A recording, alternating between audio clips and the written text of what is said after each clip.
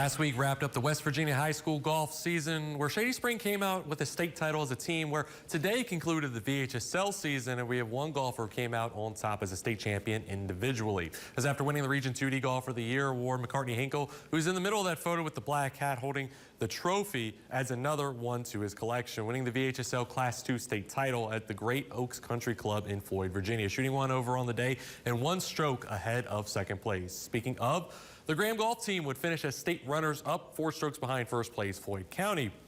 Behind the efforts from Hinkle, along with Bailey Goodson, who came out tied for 11th, Alana Hamadi and Cooper Hale both shot 11 over, and Keith Sarver finished tied for 24th at 12 over, and Dawson Goins shot 18 over. Congratulations to Hinkle on your state title, and the rest of the Graham golfers finishing as runners-up. Now,